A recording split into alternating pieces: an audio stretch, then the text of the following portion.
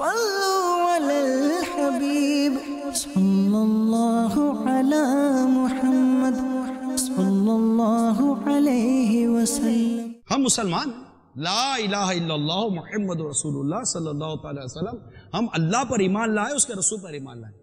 مجھ پر میرے اللہ اور میرے رسول کا حکم چلتا ہے، بس مجھ پر میرے قرآن کا حکم چلتا ہے، مجھ پر حدیث کا حکم چلتا ہے، مجھ پر شریعت اور اسلام کا حکم چلتا ہے۔ یہاں تک ڈر لگتا ہے کہ کوئی کفر تک بک دے، اس کو سمجھاؤ، ارے بھائی کفر بک دیا تو کہے گا سب چلتا ہے، کیونکہ یہ بھی تو نہیں سیکھا نا کہ کیا بولنے سے ایمان برباد ہو جاتا ہے۔ کفریہ کلمات بول دیا، کفریہ عقائد، کفریہ نظریات، کفریہ کلمات، اس طرح کے تمام جو میٹرز ہوتے ہیں، نہیں کوئی سمجھنے کے لیے تیار نہیں۔ اچھا غیبت کیسی رچی بسی ہوئی ہے معاشرے کے اندر، اگلے کو سمجھاؤ آپ نے غیبت کر دی، اب سب چلتا ہے۔ ارے بھائی غیبت ہے، سب نہیں چلتا۔ جہنم کے عذاب سے ڈر نہیں لگتا،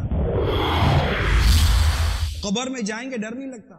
چگلی کر دی، بولو چگلی، بھائی چگلی کر دی، سب چلتا ہے۔ شادی ہے، مانتے خوشی کا ٹائم ہے، لیکن آپ صحیح سے بتاؤ اس خوشی کے ٹائم میں ایک تعداد یہ جملہ بولتی ہے، سب چلتا ہے۔ گانے بج رہے ہوں گے، لڑکے لڑکیاں اجنبی ایک دوسرے میں ساتھ کھیل کود رہے ہوں گے، اب کوئی جا کر درد مند مسلمان اسلامی بھائی عاشق رسول جا کر سمجھائے کہ یہ غلط ہے۔ آپ کو یاد پڑتا ہے اس طرح کے جملے بولنے والے بولتے ہیں خوشی کا موقع ہے، سب چلتا ہے یا نہیں؟ یہ بات برائے کرم اپنے ڈکشنری، اپنی یادداشت سے نکال دیں کہ دین کے معاملے میں سب چلتا ہے، دین کے معاملے میں سب نہیں چلتا، اللہ اور اس کے رسول کا حکم چلتا۔ یہی بات کاروبار، کہ آپ اور ہم جو بھی کاروبار کر رہے ہیں، جو بھی ڈیل کر رہے ہیں، جو بھی خرید و فروخت کر رہے ہیں، اس کے متعلق یہ بات اپنے ذہن نشین کر لیں کہ کہیں ایسا نہ ہو کہ میں یہ کام کروں اور سود میں پڑ جاؤں۔ سب سے بڑی جو مجھے پریشانی لاحق رہتی ہے نا، ایک یہ بھی ہے کہ ہمارے یہاں یہ پتہ نہیں ہوتا اور ڈیلنگ ہوتی ہے، بالخصوص ہمارے یہاں اس وقت جو ہے نا وہ ادھار کا لین دین بہت زیادہ ہے، اور بعضوں کا کیش فلو آ جاتا ہے، بہت سے ایسے میٹر آ جاتے ہیں جس سے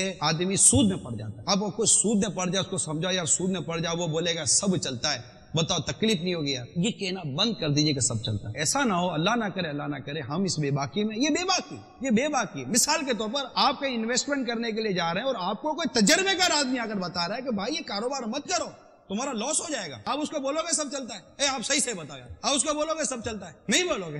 تو دو پیسے ضائع ہو جانے کا اگر کوئی ڈر دلا دے تو ہم کہیں یار ہم اس کو نہیں بولتے سب چلتا ہے۔ جو ہمیں عذاب قبر سے ڈرائے، اللہ کی نافرمانی سے ڈرائے، پھر ہمیں اپنی ناتوانی بتائے کہ ذرا خود کو پہچانو، اپنی کمزوری کو دیکھو، پھر کیسے کہہ سکتے ہو سب چلتا ہے؟ ایک بزرگ فرماتے، ایک نیک بزرگ تھے، ان کے ساتھ ایک واقعہ پیش آیا، ہوا یوں کہ وہ کسی جگہ بیٹھے ہوئے تھے، ان کے قریب ایک چراغ جل رہا تھا، اچانک ان کے دل میں گناہ کا خیال آیا، وہ اپنے نفس سے کہنے لگے، اپنی انگلی اس چراغ کے لو پر، اس چراغ کی بتی پر رکھتا ہوں، اگر تو نے اس پر صبر کر لیا تو میں اس گناہ کو کرنے میں تیری بات مان لوں گا۔ پھر جب انہوں نے اس جلتی چراغ یعنی آگ کی لو جو تھی اس پر اپنی انگلی رکھی تو بے قرار ہو کر چیخے اور کہنے لگے، اے دشمن خدا، جب تو دنیا کی اس آگ پر صبر نہیں کر سکا جسے 70 مرتبہ بجھایا گیا ہے، تو جہنم کی آگ پر کیسے صبر کرے گا؟ کیسے کہیں گے سب چلتا ہے؟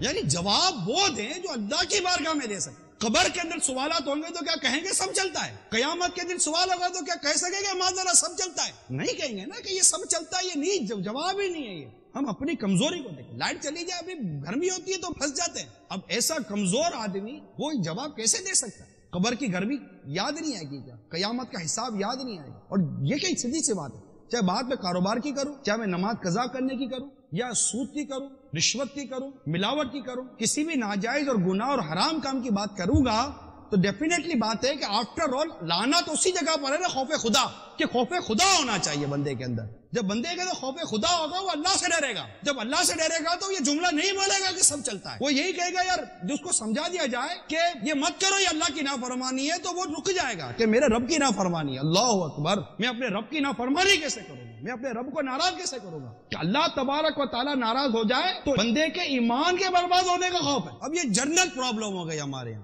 یہ سب چلتا ہے جو ہے نا، یہ ایسا چلا ہے، ایسا چلا ہے کہ اب اس کو روکنا پڑے گا، اس کو روکنے کے لیے نیکی کی دعوت دینی ہے۔ صلوا علی الحبیب صلی اللہ علی